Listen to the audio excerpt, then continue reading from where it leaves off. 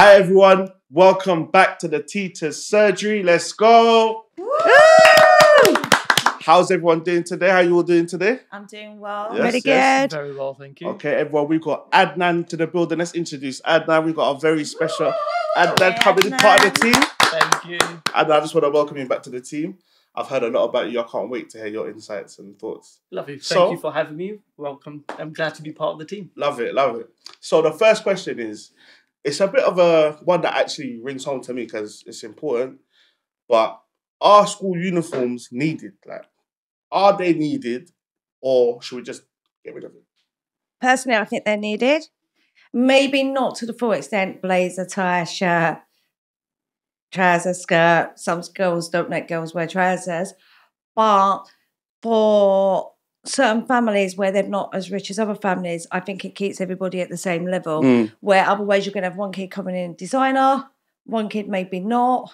And that's when I think more bullying. And so you're saying because of the poverty, because of the social classing differences and different people coming in and poor kids. So everyone is in uniform and they all look the same, as opposed to I can't compete with this child, my peer. I can't compete with them. That's why I think. But is that not preparing them for the future? If that's what is going to happen, they are going to be people they're not going to compete with. Is that not I think it's different when you come out of school. Okay. So I notice more being in a secondary school and in a college, you're more judged on, what's it called? Like non-uniform day? Yeah. It's a big thing of what am I going to wear? What am I going to wear? Yeah. Because you've got to impress everybody else. College life, you could have your pants hanging out, your tracksuit bottoms. Or like in the business area, they have to wear suits, but no one's saying, look at him in a suit, look at him with his pants hanging out. All right. I think because I know in the colleges I've worked in, you've got construction, beauty, the different vocational areas. Yeah. That sort of gives a stance on what they wear. So I don't think it's socially unacceptable of what you wear. Adnan, you look like you had something to say. I completely agree. I think having school uniforms allows for people to be on the equal standpoint. Yeah. There's no differences. Okay. If you bring in, wear your own clothes, it creates that element of people and students comparing clothes, comparing brands. So it moves the focus from education, and the focus should be on education. So when you say about preparing students or preparing the kids for the real world, when you're in the real world, that's the real world. But now it's about education. So, school is about education. So the focus should be education. Adnan, can I push back? Isn't it about education and socializing as well? Is that not a big part of school? Is it not a form of education saying that, you're going to come in, you're going to see what it's like in the real world where you don't have uniform? Is that not something that we're saying? I agree with you, but it's limited. What's your thoughts, Amber? Brilliant. I'm 50-50. I can't say uniform is something that we should have as a main stance, because at the same time, we're not really preparing them from the world. We're actually making them feel like they're all the same when actually they're different in many ways.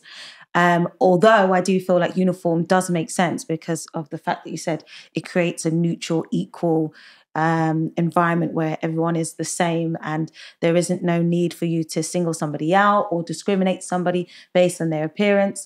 So it just creates that safety boundary. I would kind of go against you because I know for myself, when you say the difference between the real world, if I look at my wardrobe, I have a work wardrobe, going out wardrobe, a mixture of clothes depending on the theme of where I'm going. But I do have a work wardrobe.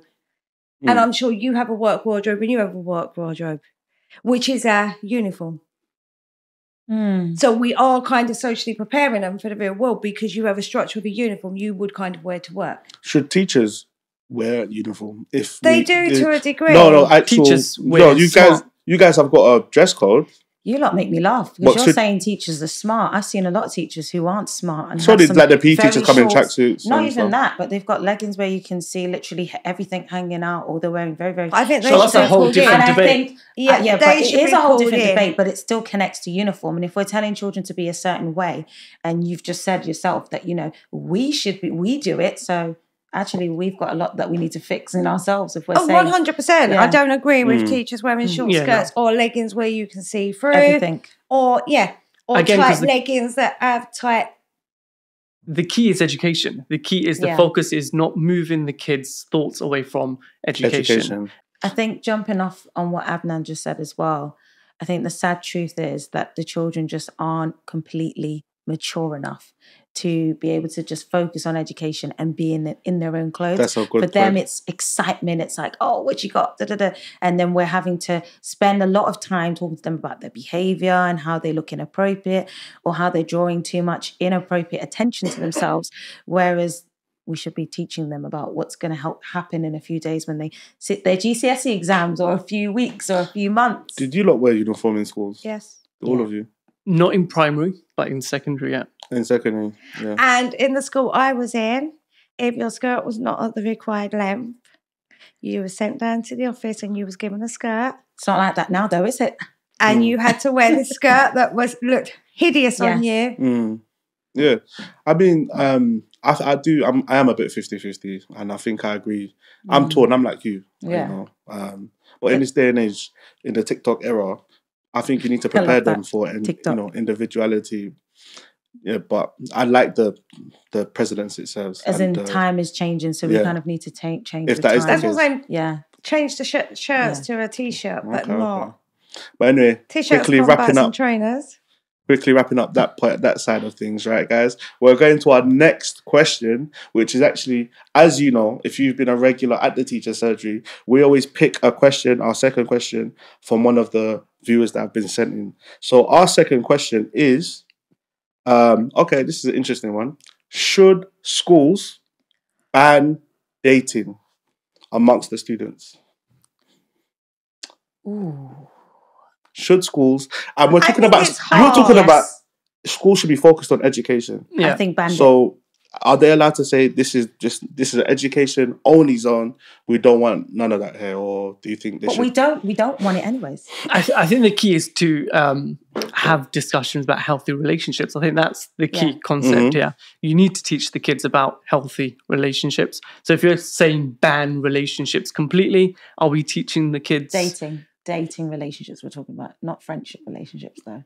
even healthy dating relationships? But I still think, how I can think, you with tell No, someone but who you can and teaching can't date? healthy dating relationships and saying banding relationships is two different things. If you're saying teaching healthy relationships in terms of dating is the difference from saying do not date in school. Like, it's not something we're coming to promote. We're going to say, oh, you got a boyfriend or you got a girlfriend. Then next minute, this one is cheating with this one. Then again, the focus is gone. It's just like what we're saying Yes. about the uniform. The focus is gone. It's not something we want to really promote as educators. But that's what I'm saying. You don't need to promote it, but how can you ban it?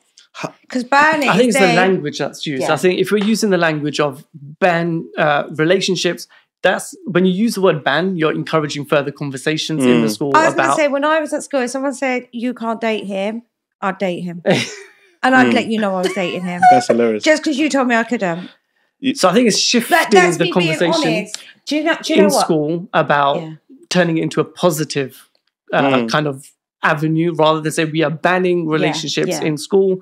Maybe that tone or that language could be changed to when kids are speaking about who's dating who, and that becomes a call. It's about shifting that conversation to a positive one. I've had loads of students come up to me in my years of teaching that will say, oh, miss, can I sit in your classroom? Why? Oh, this person's not talking to me. Who? Is that your boyfriend?